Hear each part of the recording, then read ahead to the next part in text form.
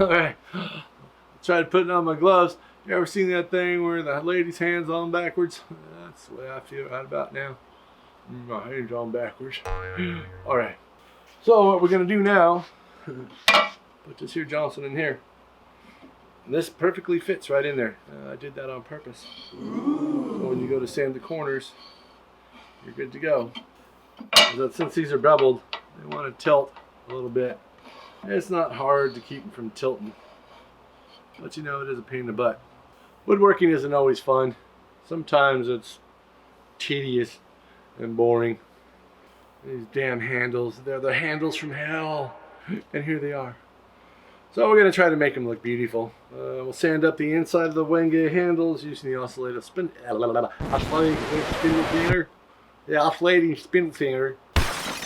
Sorry about that. So we're going to sand the inside. After a while, you're going to wear, oh, see, it's already wore out from the last pile. And you could take these and flip them over, or you could do what I'm about to show you right now. Hold on one second. I'll be right back. So, when you wear out the little oscillating spindle sander, because it only goes up and down so far, yeah,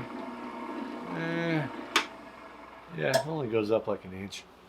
So you're only using this part, but everything's got, you know, sandpaper on it. What the hell? They should make it work better than that. Another one of those scrap wood things.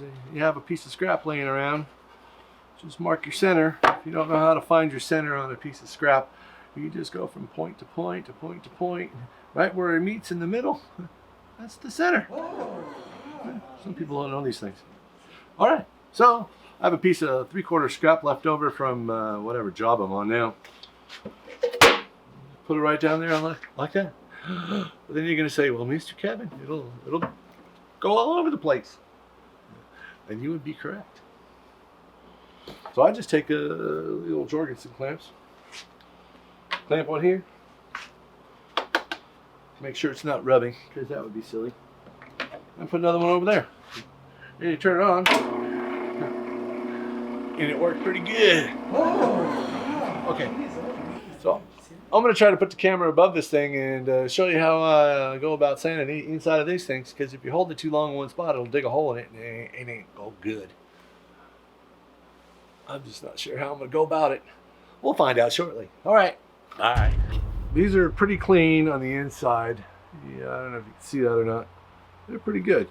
So I'm just going to go around the inside pretty quick. And what you want to do, there goes Baxter. I'm going clockwise around. And you'll feel the difference. Okay? That's all I do basically, just to sand the chatter marks off just a little bit, because I'm gonna sand this by hand. I have a little stick I use. And it's always a good idea to start the spindle sander once your piece is on there, not try to stick it on the spindle while it's moving, because it could, you know, mess up your wood.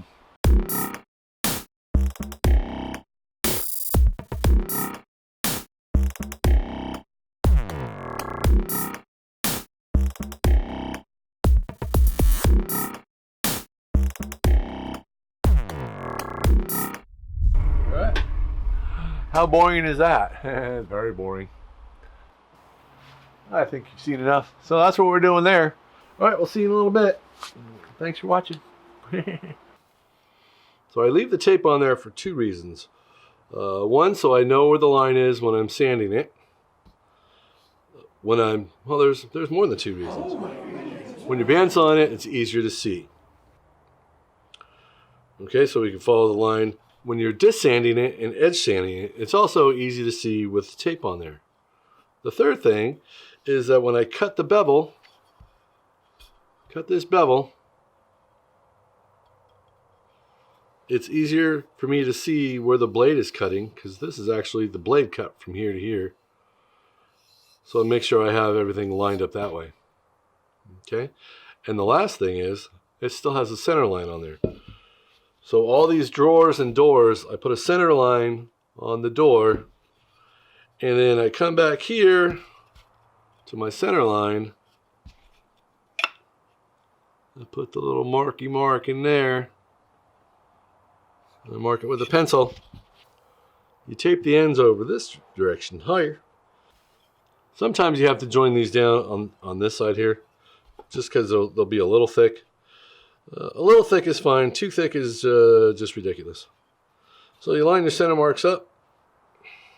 And this would actually be on a piece of wood. Remember this from before? Use this again. That way you have a flat surface. And you know for sure what you're dealing with. Line your center lines up. Hold down your little doohickey bobber right there. And you put a mark. Alright. So that, once you have a sort of mark, I'm going to chop this on the chop-a-saw. Right, from here to here. Just going to cut those down, and then I'm going to go desand the ends. And boom. Boom shakalaka. And then we'll fit it till it fits. And that is the next step in the whole situation. And Baxter just ate a fly. You all right, buddy? All right, we'll see you in a minute. All right, everybody. So we have sanded the drawer fronts. We have sanded all sides and rounded over the handle and make it nice and smooth. Set it on the... So it helps to have a very hard flat surface, which I use. It seems like I'm using this hunk of mahogany for everything.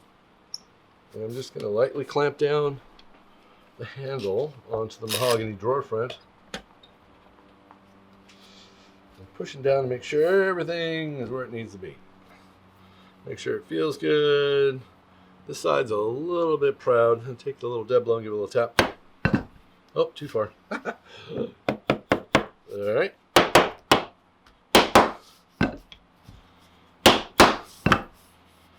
There you go. Zoomy, zoomy. See how it looks? There you go. Cool. Okay, we got the hole. Take this bigger bit. Get the center and only go till the... right to there. I'm not going to go into the hole again. Because I don't want to disturb the roundness of that plug hole. Okay. Make sure everything still feels good. 1.5 screws should just slide right in. No worries. Screw them in nice and tight. Uh-oh. Okay.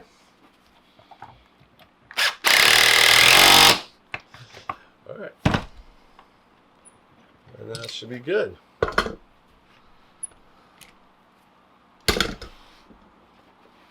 Yeah. Voila.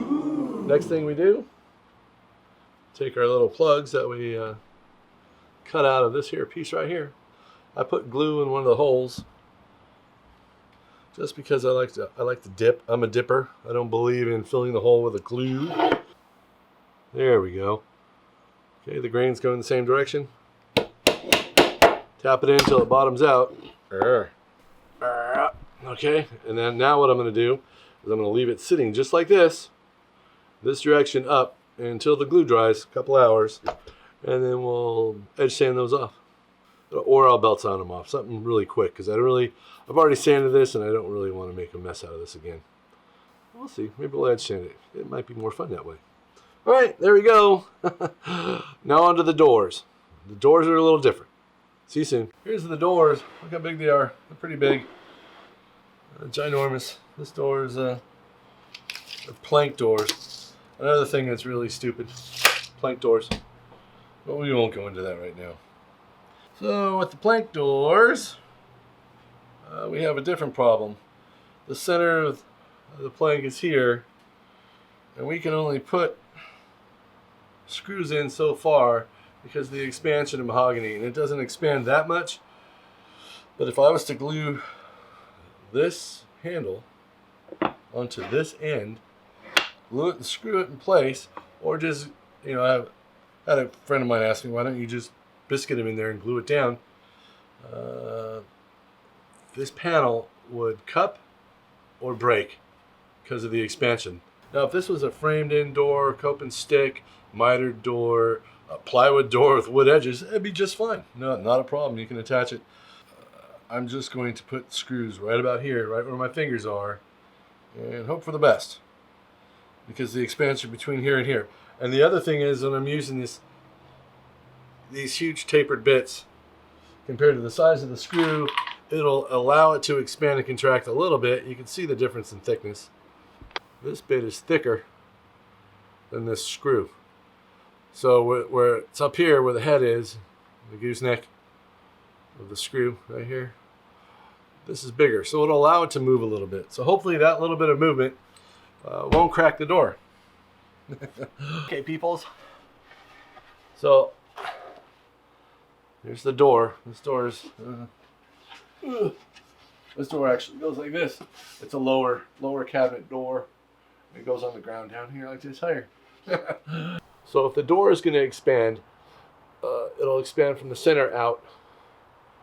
The screws are just screwed into this end grain. There's no glue. The only glue is where the plugs are. And because you can't lock this huge piece of wood in with glue or screws, if you were to put screws on the outside of this board, the amount of expansion between the Wenge and the African mahogany would be totally different because the grain's going in a different direction. So if you're going to build something and you want to screw in something on the end grain, you either have to make sure, that you're either it's end grain also, or that you oversize your holes, because if you don't do that, then you're going to have serious problems. Plank doors have a tendency to warp and do all sorts of weird things anyway, because they're just two pieces of wood that are glued together. I would not recommend plank doors. If you're going to do big wide doors for kitchens, you make it out of plywood and put a wood trim around it. It'll be more stable. This is a really bad idea. We'll see how it goes. So this is the last of the handles that I had to put on from the Handles from Hell on the doors. I mean, the wood's pretty cool. It's kind of it's an alright thing, I guess, you know. I wouldn't recommend ever putting wood handles on kitchen doors or drawers, because it's just not right. Furniture, things of that nature, jewelry boxes, little custom artsy fartsy pieces, sure. That's awesome. Kitchens, not so much. So here's the last door. Now I just have to spray them with finish and go install them. All right, peoples. Thanks for watching.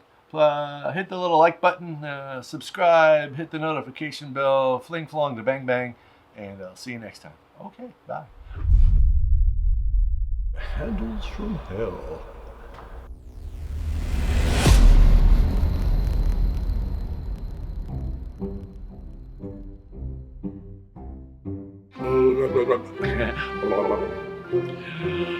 Okay. My neighbors. They're breaking into the house. No. Oh my God, I need to retire. Thanks for hanging out with me. Thanks for watching. Thanks for subscribing. Hit the like button and the bell notification thing, and tell all your friends, and sign up for the Butcher Block giveaway, because you might win a Butcher Block, and everybody needs a Butcher Block unless you're a backpacker and living out in the Pacific Crest Trail. All you need is more money and a shower, probably. All right. Thanks for watching. Have an awesome day. We'll see you soon. Bye.